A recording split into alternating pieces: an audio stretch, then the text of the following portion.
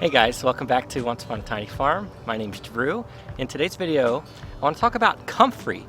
That is a plant that I planted all different areas around my farm last year. I started it from seed, and now I have full-grown plants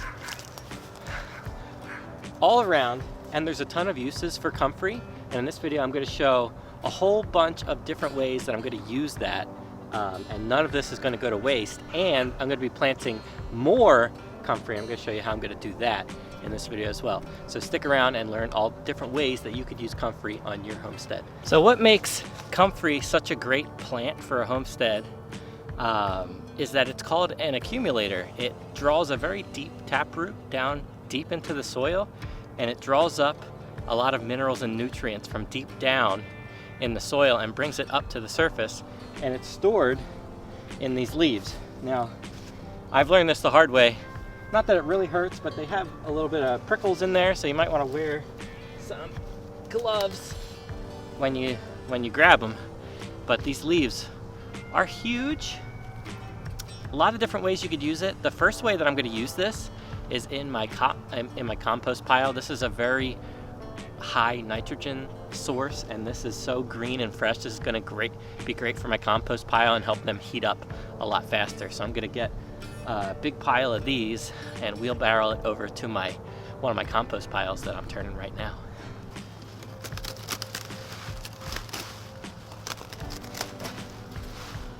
Oh man, I've smartened up and put on a thick glove so I don't get nicked by any of the little prickles on the stems there. I'll show you if I can get a close up. Don't know if this will focus, but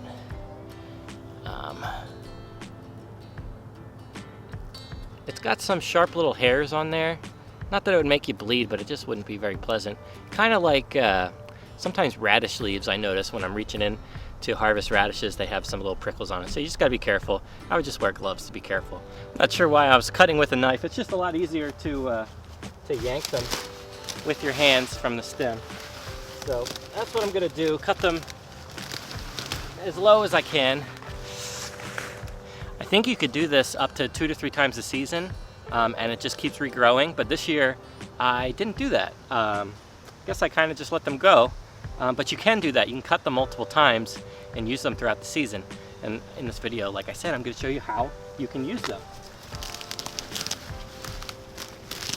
Look how huge these leaves are. My goodness. All right, check out my nice little collection here. These leaves are just huge, huge leaves. So we're going to take some of these into the compost pile, and some of them I'm going to show you. I'm going to do something else with them. Was that you or the rooster? So I have 3 working compost piles. Well, actually, excuse me. I have 2 working compost piles and 1 pile here that I'm building right now. And right in the middle of this pile, I am going to put a bunch of these leaves. I'm going to break them up. They'll break down faster, broken into pieces. Huh? I'm going to put this right in the middle. We're not going to need to use all these leaves that I just got from that plant, but there's plenty more uses we'll have for them. These are huge. We're making compost, see? Excuse me, was that you, or was it the rooster? Rooster bocking? Hey, yeah, rooster's crowing a lot. This is comfrey. Yeah. Can you pick that one up that fell? You throw it on the pile. That's my boy. We're making compost, dude.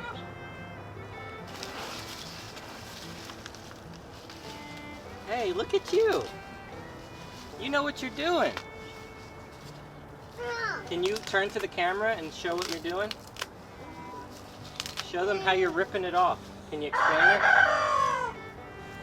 Say, I'm ripping off pieces so that it breaks down fast. That's it. All right, you could throw the whole thing in there. I'll get you another piece. So this isn't supposed to be a compost making video, but just the way that I do it, it's not very scientific. My way, I just mix some browns and greens, and I do basically an equal amount of each in layers. And every few days I just turn it. Or you don't have to turn it. You could just let it sit in these compost bays for as long as you want and let it happen naturally. But it's faster if you can keep track of the temperature of them, make sure that it's active, and every few days turn it. There's a style called the Berkeley method where you could do it in like 20, 21 days.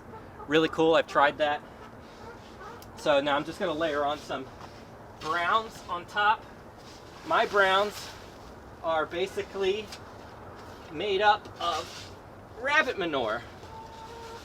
And this is a really good source for the garden that I've found.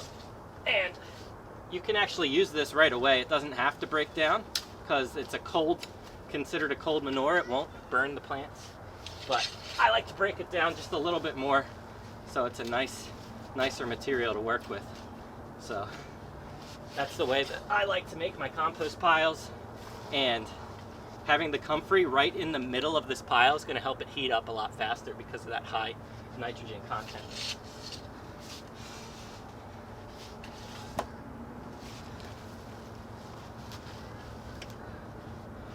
Having one of these, I don't know what you call this, like a pitchfork, or it's like a hay fork, has been really beneficial in making and flipping compost piles.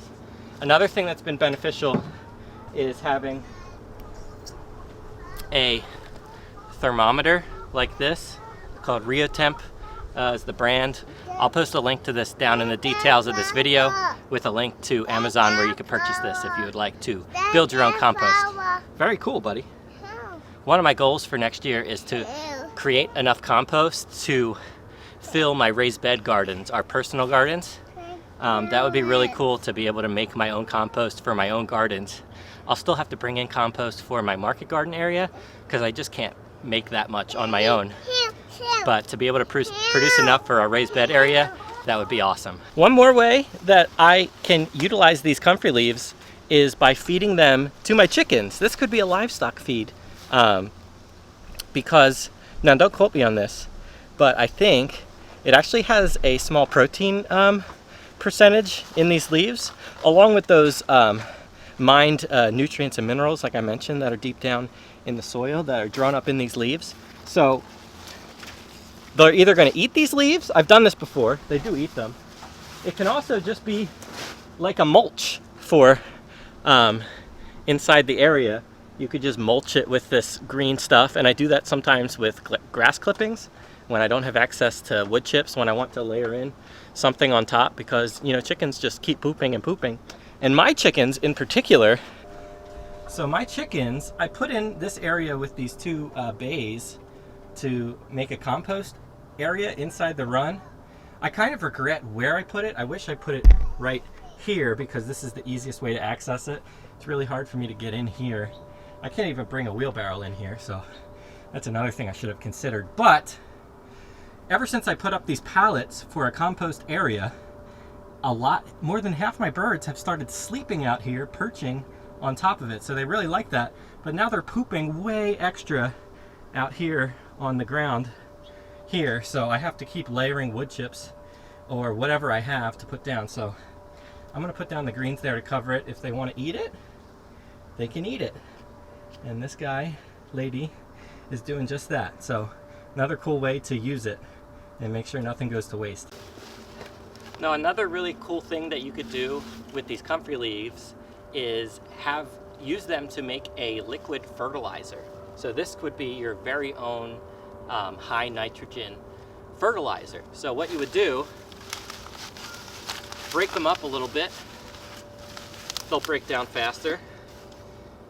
Put them in a bucket, fill them, cover them with water, and let it break down for like 4 to 6 weeks. It'll turn to a kind of yucky looking liquid. All the leaves break down into the water. I think rainwater will be best to use for this, and I actually already have some rainwater in here, so that's what I'm going to use. So I'm going to fill this up with as much leaves as I can, cover it with water, and put a lid on it and let it sit for up to 4 to 6 weeks, like I said, and then strain out the liquid, and you have a very high potent fertilizer that you could use. You'll want to dilute it, oh my gosh, at least like 1 to 100 or something like that, maybe more, because it might be so high that it could high in nitrogen that it might burn your plants. But still, it's a fertilizer that you could make at home without having to go to the store, and you grew it yourself, so you'll feel happy about using that.